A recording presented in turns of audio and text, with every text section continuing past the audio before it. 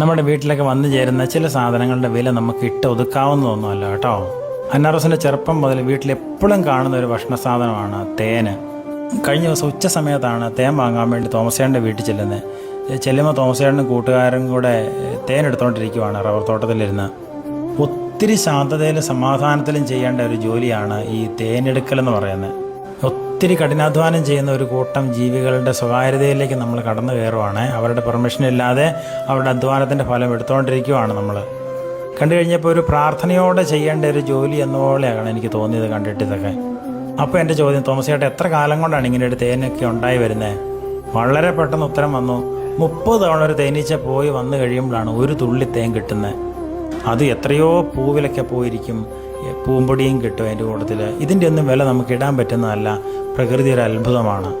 ഒരു മുഴുവൻ സമയ രാഷ്ട്രീയക്കാരനാണ് തോമസേട്ടൻ. പക്ഷേ കഴിഞ്ഞ 42 വർഷമായിട്ടാണ് ഈ മനുഷ്യൻ ഈ കൃഷി ചെയ്തുകൊണ്ടിരിക്കുന്നത്.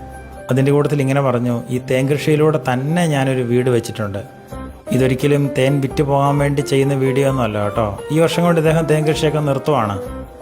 ഓർക്കണം, 1-2 വർഷമൊന്നുമല്ല, 5 പതിറ്റാണ്ട് അടുത്താണ് ഒരു മനുഷ്യൻ ഒരു ജോലി ചെയ്തിട്ട് അതിൽ നിന്നൊക്കെ പിന്മാറേണ്ട അവസ്ഥ വരിക എന്നൊക്കെ പറയുന്നത്.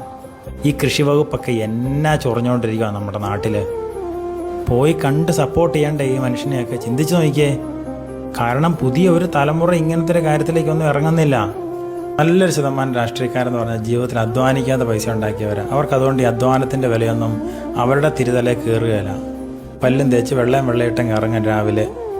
പിന്നെ എന്താ സംഭവമാണെന്ന് കാണിക്കാൻ വേണ്ടി കുറേ എന്തൊക്കെയോ കാണിച്ചു കൂട്ടലും. അവിടെയൊക്കെയാണ് ഇത്തരം തോമസേട്ടന്മാരുടെ ജീവിതങ്ങളൊക്കെ നമുക്കൊരു ചലഞ്ചിങ് ആയി മാറുന്നത്. കഴിഞ്ഞ വർഷം അവസാനം കിട്ടിയ തേനാണ് ആ കറുത്ത നിറത്തിലിരിക്കുന്നത്. ചില ജോലികളുടെ വില അറിഞ്ഞാൽ ഉണ്ടല്ലോ, ബഹുമാനിച്ചു പോകും അറിയാതെ. ദൈവം അനുഗ്രഹിക്കട്ടെ.